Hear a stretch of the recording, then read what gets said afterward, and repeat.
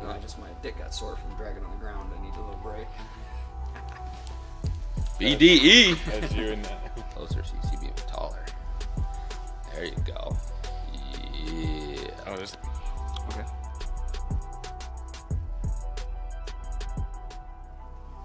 Hey, what's up, guys? Thank Hello. you so much for joining us on Kettle Bar Podcast. My name is Dennis Timmerman. Nick Ridenauer. Travis Klinghagen.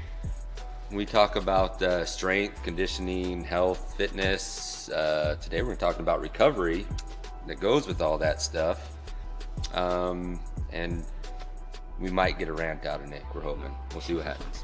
You guys are assholes. Thank you guys so much for watching. If you like this video, make sure you give it a thumbs up. Share it with your friends if they might get something out of what we're talking about. And yeah. Oh, make sure you subscribe to the channel too. Yep. Share. Share. Share. Inside Not joke. the singer. Yeah, Sonny Share Show. this damn video. You know, I was getting out of the truck the other day, and I was parked right next to your dad's car. Yeah, my dad listens to Share. There was a Cher CD sitting right on the front seat. They're going to the concert. I heard she puts on a hell of a show. Concert. Share's concert? She's coming into town. I wonder if she still Get your wears, tickets. I was gonna say, I wonder if she still wears a G-string. You ever seen Didn't Cher? she wear like a G-string, like up front and Yeah, back? like it net was fishnet. like- Dude, Cher's got a banging body for an older lady. She's like 70 years old. I know, dude. She look good. But I don't think Cher's ever drank, done drugs, or anything like that. I bet you I she could be recovers wrong, well. but- I bet you she gets a lot of sleep. Yeah, And I bet you she manages her stress pretty well too. probably. Wow. Yeah. Recovery. Good segue, dude. All right, so New Year's is coming up. Everybody's, gonna get their dream body here in the next 3 weeks or so, right? That's how it works, right? I thought it was 2. 2? Oh, You can get it in 2. well, you only got to diet for 7 days. Oh, right. See, I'm Then coming you up lose with that You gotta do the Sounds- cleanse first, and Yeah, then do it's the 2 cleanse. weeks after I'm that. coming so- up with the 6-day diet. Yeah, I gotta beat that 7-day diet. Fuck that shit. It's like 7-minute abs. Remember 6 that movie? minute abs.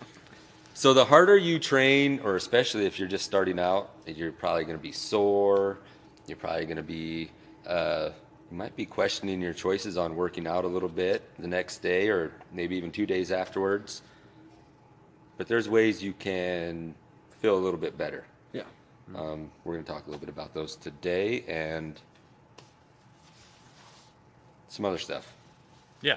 So I think, coming into the gym, that's like a hard thing to do. Like you set that goal, and just to come into the gym and start working out, that's like an awesome accomplishment that you did. Don't let like the soreness and all that kind of stuff like get you off your track. So Make you not want to do it again. right. So there's like a couple of ways you can kind of like look at it. One is the training itself, like is the program that you're doing, or does your trainer just like bury you in the ground? Right. Or is it, building you up in the proper fashion where you're not coming in on the first day and then you never want to go back? Right. So that's kind of like, I'd probably say the first thing you should look at. And then 2, we can talk about the recovery modalities that we probably all used. And we can kind of talk about our faves and stuff like that. I would say one of the first things I always get is, when potential clients come to me, they're always, well, I don't want to be sore. I'm like, oh shit. Like there's a fine line, like what you were saying, I'm not going to bury you in the ground, but you're going to be sore. Like your domes is going to set it, like you're going to be sore. Now Delayed there's onset muscle soreness. correct. It's going to happen. It's just a matter of, I know that's going to happen, so I'm not going to crush you. Your first workout, most people are like, is that it? And then they come back and they're like, dude, I couldn't walk for 3 days. And a lot of times, if you guys can see just this little path right here, when people say that to me, I'll just have them lunge down and back. And I'm like, how was that? And it's always, oh, it's not too bad. It's pretty good. The next day, they come in, dude, I'm so sore from those lunges. So, I mean, it's going to happen. Now, like he's saying, I've had people come to me where they stopped going to a trainer because they just put them through hell the first time. They couldn't walk at all. I mean, there's a fine line between, soreness and just killing somebody. Yeah, you know, they and wanna that's see that's how- not our, It's like that's not our you're really goal. gung ho about like your goal and everything like that, but you don't need to Right. hit a home run the first time Right, you yeah. go into the gym. And it does, you know, slowly, like you'll be a little sore, it goes away. I mean, that's the biggest thing people, you know, it does go away. It, you know, but the first time, you know, if you haven't been doing anything, it doesn't matter what we're doing. Just rolling through and moving your body through the full range of motion, you're going to be sore. So, Yeah, and I think like there's always like from what I've seen, is like a hump point. So, not the movie you showed me, but there's a lot of hump points in that.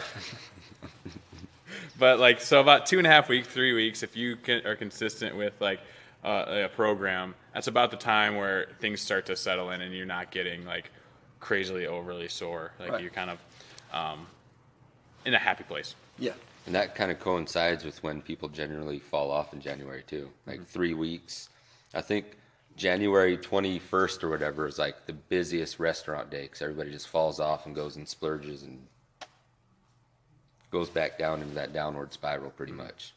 So, yeah, if you could just get past that, build that good habit up, it gets easier, it gets better. Right. Right. I mean, it's not easy coming and like let's say you work out in the morning, you know, 4 or 5 o'clock in the morning, and you wake up out of bed and you're like creaky, you feel like you're, you know, 80 years old and you're 20 or 30, you know, it's Felt like that this morning kind of actually. so it's not an easy thing to overcome, but I think these modalities that we're going to talk about are going to kind of, again, help the issue and not, you know, it's not going to cure it. You're going to still be sore, but it'll help. It's kind of interesting too. Once you start working out for a certain amount of time, and it's like programmed into a lot of people's heads, they want to be sore. Like Right, they don't right. think they got a good workout if they're not sore. And that's not always the case either, especially if you've been training for a while. You don't always want to be walking around sore. I mean, Right. Yeah. So yeah, some people chase being sore, where we've all been doing it plenty long. I But do like it. for me, like I run away from it. Like I try to do things Right. that aren't going to make me sore just I because. want to train tomorrow. If Yeah. I'm sore, I don't feel like training tomorrow. Right. So yeah. No, my dumb ass is the opposite. yeah, I'm I like, always shit, do. I must not have done enough yesterday. Yeah, I always do stuff that makes it worse. But, but that's just how it goes. But yeah, so what are your guys' favorite recovery modalities, or like what would you do? Let's say you hit the gym hard, and the next day you know that you feel the soreness coming on, and it's gonna be pretty bad. What would you do? Hold that thought.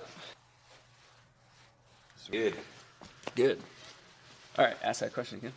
Do I need to ask that question? Nah, can't- we're good. I'll Oh, you start, because I can't remember what the hell it was. So. All right, so recovery methods. I would say my favorite one is just doing whatever made you sore. If it's That's- sore, do yeah. it more. Yeah, Like that's just fine. go through that range of motion. You don't got to add weight to it. If your legs are sore from squats, do some body weight squats. I'm a big fan of, I'm sure everybody that's been in the gym has seen me doing these 6-point rocks, just getting down on all hands, knees, feet, and just rocking back and forth. Damn, that feels good. And that's everything. I'm hitting from the feet all the way up to the neck, pretty much, the whole body. 6-point rocks. Maybe at the end of the video, I'll put a quick little Yeah. demo of that. We're going to splice it in right here.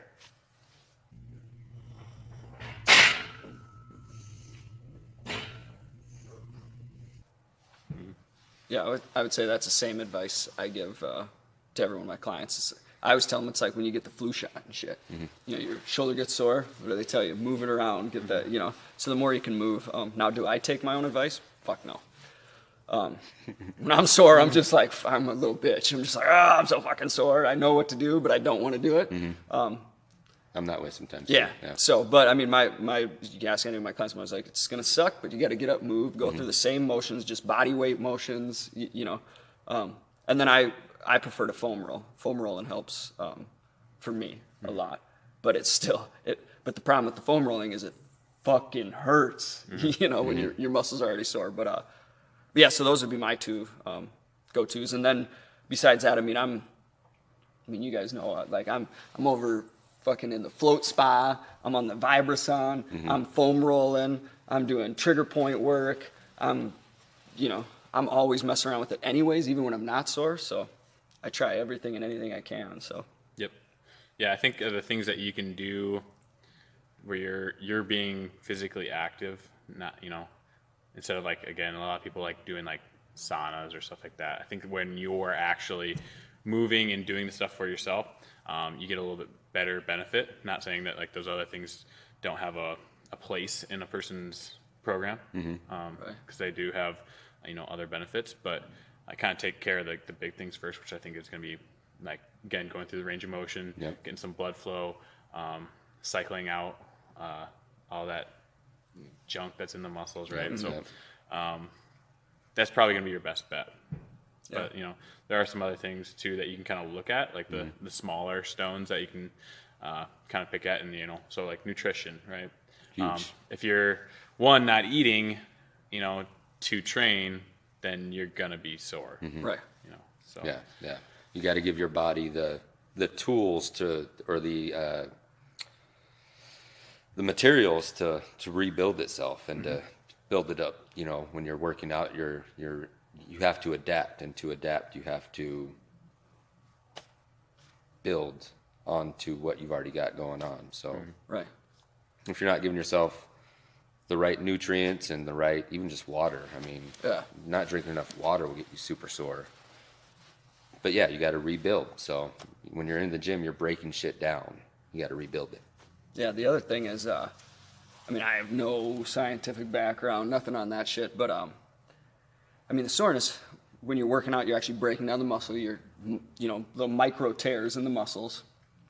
So the way I feel is, if we tear up a muscle and we injure it and it's recovering, and we sit or don't move and we keep that muscle in one position, it's going to tighten up as it heals up. You know what I mean? So I think the more you can go through a safe range of motion while your muscle is recovering and you're fixing those micro tears, I think the better too, rather than just sitting and letting everything sit and tighten up to that position. Then you're going to have those issues. So movement, I think, is the biggest for that. You're even seeing, I had knee surgery when I was younger, and I remember I was putting in like a straight leg brace for like 3 months. My buddy, years later, had his PCL done like 4 times, and he was on one of those machines that continually, slowly moved. You're starting to see that, where they're not sticking you in a straight, they're moving you throughout the recovery even if process, you're not doing it yourself. They're right, yeah. It had he had this thing where his knee would slowly move his knee and everything like that, and just keep that where, I remember, I had to just flex my kneecap 20 times, because I was immobilized the whole time. And, so it's kind of interesting to see how all that stuff's gone too, when you're talking about like a major recovery from something besides even weightlifting. So even if they do like a total hip replacement, they have you up and walking as soon as possible, like that same day. That's fucking crazy. They had your leg hanging off your body. So movement. Yep. And so, again, we'll kind of dive deeper into it, because there's a ton of modalities that people do. You kind of brushed on like foam rolling, some tissue work, so like massaging. Yeah, and there's, like you said, there's tens, thousands of those damn things too. So, there's definitely a lot of modalities out there, and I think a few that. What are like your least favorite? Ooh. What do you got, Nick? My least favorite? Oh, jeez, you guys are trying to get me on chiropractors, aren't you? We were talking a little bit about this before. My least favorite for recovery? Oh, fuck, I don't even know. Well, I'll tell you mine. So, I think that you can recover pretty well through like food, and everything like that. So if that's the route that you want to like kind of improve on for recovery, you're doing the movement, you're doing everything like that. I think that in the world right now that we live in, there's so many of these pills, recovery supplements that you can like take. It's like, I think that you can completely just like disregard that, save your money. False promises. Right. They're just not going to do what you think they're going to do for you. So those are probably. Well, I don't mind. As you're talking about that, it's fucking. I don't use ibuprofen or anything like that. Yeah. I don't use any NSAIDs. That's a good point. Yeah, that's a very common thing to pop those. Yeah. Tons of people like they'll be leaving. I'm like, don't fucking take that shit. So that's probably along those lines, like you said. Like, that one will actually I mean, it'll help relieve it. If it's super bad, you know what I mean? You can't, but don't be a pussy. Well, the thing is, like, not only will those things fuck you up, like, you know, your liver and all that stuff, your gut health, but you have to adapt to that inflammation. So if you're like always blunting that inflammation, then you're not going to adapt as well to it, and then you're not going to get the same results as if you were to kind of let your body naturally go through that process. Yeah, some inflammation is good. Right. Yeah, and which can kind of take us back to when we were talking about just training itself. So if you're beating yourself up so much, you did a 3-hour-long session and you did 100 sets, and you can't walk the next day like at all, and you need some ibuprofen. Well, it's not that you're not recovering; it's just that you dug yourself into way too big of a hole, and the training is the problem. So you didn't need the ibuprofen. You know, you just need to tone back the training. Right. That's a good point. Yeah, very good point. And it's the same with, I mean, how many people, I owned a nutrition store, and how many people came in, I'm so sorry, you know, I'm like, look, there ain't a fucking thing I'm going to sell you that's going to take that soreness away. Now, you know, when you're talking nutrition-wise recovery, yes, you know, you get the right things, insulin surgery, you know, there are things that can help, but there's nothing that's going to stop that DOMS. Once you have DOMS, friends, it's fucking done. You got it. You know what I mean? It's just work your way through it, and, you know, now, if you want it to be less, then yeah, continuing on, being consistent with your workouts and eating the right nutrition is going to help that, you know. But once you have it, there's nothing you're going to mix up and drink that's going to make you feel, you know, feel good again right away. So, Good point. Yeah. I wasn't even thinking about supplements when you asked that. So that's. I think sleep should really be addressed here too. 'Cause Oh, if you're not sleeping enough to recover from what you're doing, it's going to be rough for you for sure. Right. I'm still here, guys, behind the scenes. They got clients coming in. So how much sleep should you be getting? How much do you guys usually get at night? I sleep like shit, dude. Me too. But I do try to get 8 hours of sleep is what I shoot for. Yeah. But, Yep. I'm usually lucky to get 6 on an early day and then 7 on a decent night. yeah, I really don't sleep through nights. Like, I don't know what the deal is. I usually do. Once I'm out usually. Yeah. So No, I'm up usually two to 4 times a night. And there's a lot of things that like people don't realize is that they're probably not getting a whole lot of quality sleep, and so you got to look into like, you know, CPAP, stuff like that can improve your sleep quality. But you got to kind of do some investigating on, you know, where your sleep hygiene is at. yeah, that's exactly what I was going to say too. Yeah, there's a few things you can do to optimize that, like make your room as dark as possible. It says keep your room like pretty cool. You're better off being too cold than too hot. Just blanket up and Shut the TV off. shut the TV off. Read a book. If you could get away from like all kind of electronics before, or at least like I know my phone has a blue light filter. Yeah. Have that thing running. Just try to do what you can to optimize. Some people wear orange tinted glasses to block all the blue light, you know, coming through, and that might be a bit extreme for you, but I mean it's pretty simple really. You just put on a pair of glasses and you're done. But it's definitely important because back when I was sprinting, I mean, I had my whole room blacked out. I had a double, those where the light can't come through for the curtains. You know, I had 2 of those, like taped up to the window, made sure that so nothing was getting through there. And I had my room completely pitch dark. And then all of a sudden, I just see this little tiny light, and it was from the fire alarm. And so I go up there, and I had to put tape over that, and just like you start finding all these little light sources and everything. But I had that room blacked out, and I slept amazing, unless, you know, my roommates were causing some noise and stuff like that. So yeah, I would say sleep is the biggest one. I mean, that's where you know, I always tell clients, you know, you got to exercise to break down the muscle. You got to eat to give that muscle something to recover from. And then when you sleep, that's when the growth hormone, the natural testosterone, that's when your body actually recovers and fixes. So you actually burn a shit ton of fat during that. So you do need that sleep.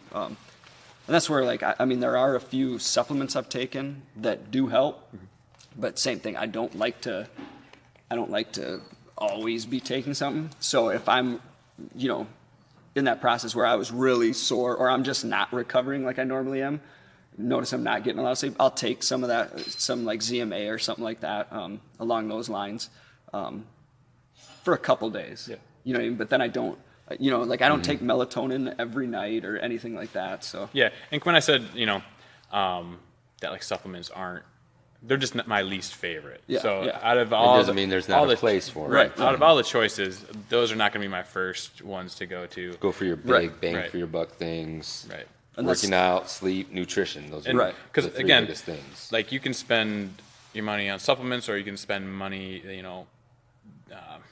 on some healthier food, or getting some fitness advice from a quality trainer, stuff like that. And I think that if you can allocate your funds in a better way, then you should definitely do that. People drop $200 on supplements, and they won't pay me to train. And like that, like you could get personal training for that same price and actually get something out of it, And like the Tylenol thing, same thing. I don't like it, but is there a time and place? Yes, there's a time and place for everything. But about I've been there. chiropractors. I'm sure there's a time and place for somebody, not me. I mean, then there's which kind of said stuff about like saunas, ice baths. Those are pretty interesting. Contrast showers too. Just contrast showers. Hot, cold. Stretch, then do some contrast showers. Oh man, you feel good. Tell them about what a contrast shower is. Yeah, so basically it's just going as hot as you could possibly stand with the shower, kind of getting nice and warmed up, and then you just turn that thing full cold as it'll go, and just enjoy the benefits that it's instant gratification. Yep. So or instant something. The kind of the protocol, the protocol that don't do it with your girlfriend or wife in the or anywhere near. Yeah. Have them get out first. The protocol that I'll have people do for that is 3 rounds. So you go 3 minutes hot, 1 minute cold, repeat that 3 times, and you got to end on cold. You just got to make so. Do you do that? Is that a rule for you? Period. I always end the shower on cold. Yep. Got to close them pores up. Yep. Well, it resets everything. So the body, it's really straining for the body to cool off compared to heat up. So you're getting a better effect when you're coming from a cold place and ramping the heat back up to your normal. And so if you take a really hot shower and you get out, you're always cold, right? But if you take a cold shower and you get out, you're cold for a second, but then you warm right back up. And the benefits of going hot, cold is getting back to that blood flow thing. When you're going cold, all your blood's kind of going into your core. Try to keep your core temperature up. And when you go hot, all that fresh blood, oxygenated blood goes out to your extremities, and you get a nice supply of fresh blood that's great for recovery. You do that a couple times, and you feel a difference. Yep. And they're no joke. They're hard. If you're doing it right, especially it's good mentally too. Yeah, it's a mental breaker. So it'll take your breath away. You'll probably hyperventilate. And there's a really good benefit in learning how to calm yourself down in that situation. Yep, and that takes some time. But once you learn how to do it, it's just another thing. So just like when you start working out, it's really, really hard and it sucks maybe sometimes, but if you keep doing it, it gets easier. Yeah. Same thing with the cold stuff. Yep. If you need some resources on that, check out Wim Hof. You guys know who that is? He just does breathing exercises. Breathes, right? He just breathes, motherfucker. That's his thing. Just breathe, motherfucker. But yeah, it works because he has all kinds of world records in cold exposure and swimming under ice, and his retinas froze and all that, and he made it. It's crazy. Yeah, it's crazy. That's what I was saying. I think we're just about out of time on the recording. Travis has some clients coming up. Should we wrap this up? Yeah. We'll probably touch back on some more recovery stuff too. Did you guys learn anything on recovery? I mean, share. Definitely share. Comment down below. Let us know what you guys maybe need to know more about. If there's anything you're interested in us talking about, let us know so we We're not standing around before the podcast like, what are we going to talk about? What are we going to talk about? No. Not that we do that. We're very professional. Right. Weeks out ahead. Totally. That's why we don't know what we're talking about, because we planned it out so far Give ahead. us something, and we'll give you something. Totally. And that's what we're doing. We're just trying to share with you guys. We're not trying to get anything out of you. We're just trying to help you guys succeed in what you're trying to do. That's kind of the name of all of our games. We just want to make you guys better, and it makes us better too, just talking about it. Yep. So, yeah. Cool. So thanks, guys, for watching. Check out the squat and deadlift seminar next weekend, January 5th, 10 a.m. at Primal, Sioux Falls. Yep. Learn something. Definitely. Where can they find you at, Travis? Travis Klinghagen, Instagram. Ryder311 Instagram. Dennis.Timmerman on Instagram. Check out the podcast on Instagram, Kettlebar Podcast. Sioux Falls Primal, House of Timmerman Podcast. Share. Yeah, if you know somebody that will get something out of this conversation, share. All right? Don't forget the G string. Yeah. See ya. All right, boys, you're in trouble.